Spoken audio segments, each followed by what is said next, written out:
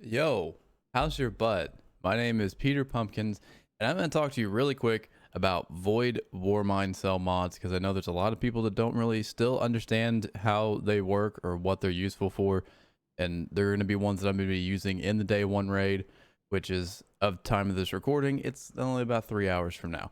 So I'm going to talk about them just really quick to go over them. Global Reach is not a Void Warmind cell mod, but it is just a general mod. All that does is increase the radius of the effect that the Warmind cell does. Grasp of the Warmind. This allows you to pick up a Warmind cell and replace it one time. You can't pick it up more than once. And it lasts the same amount of time as it normally would if you pick it up or if you didn't. Cellular Suppression. So this creates a suppression blast that's kind of in the radius of the Warmind cell. It also is harder to blow up this Warmind cell because it's meant to be shot, and about every 5 seconds you can shoot it again and do another suppression blast while it's sitting on the ground. So this is really good. It's like having an infinite smoke grenade that disorients enemies while it's by it and they stop shooting you. So this is really good for difficult content. So it's really something that people could use and get an advantage of. So anywhere there's a Warmind cell around, and if you're wearing the suppression, you get it. It doesn't matter if somebody that made the Warmind cell didn't have it on. If you have it on, it still will suppress, but it won't last as long. Power of Rasputin. So you gain a bonus to damage weapon against enemies that are near a Warmind cell. This only counts for you if you have it on.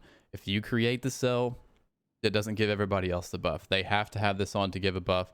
And this is a debuff, so it stacks with Well and Bubble, but it does not stack with things like Tractor Cannon or Tether. Warmind's Protection. You take reduced enemies from enemy that are near Warmind cells. This gives you a 50% decrease in the damage taken, so it's similar to what Protective Light is. Enemies don't like stop being aggressive or anything, so you would want Cellular Suppression for that. Warmind's Longevity. So if you have Cellular Suppression and Power of Rasputin, Warmind's Protection makes that cell last twice as long as what it normally would, to 30 seconds. So they just last longer, so you have these buffs and debuffs longer. And then Light from Darkness. So if you have the Warmind cell sitting there, all the enemies that are killed within that cell by you give you a chance to get charged with light. You just have to kill 3 enemies within the radius of the Warmind cell. And once again, that increased radius does include with Global Reach. Those are Void Warmind cell mods. Those are just a couple of things I know people have a confusion about. I've already made another video about Void Warmind cells. I'll link it above so you guys can see that as well. But I know there's a lot of people that thought like maybe Warmind cells were only within line of sight. I was watching a stream the other day. And they thought Warmind cells only affected line of sight enemies, but no, it's enemies that are within the radius of it. Doesn't matter if there's something in between them, like say there's a Warmind cell and then some sort of block or wall. If they're still within that radius of the cell, it still affects those enemies. So this is why they're so powerful and why so many people are going to be using these in the day one raid.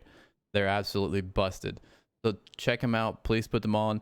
This is after the raid. This is still going to be useful for doing this in the raid after day one, but it's going to be doubly important whenever it's contest modifier. So I hope you guys learned something. Good luck if you're raiding, and keep your butts safe.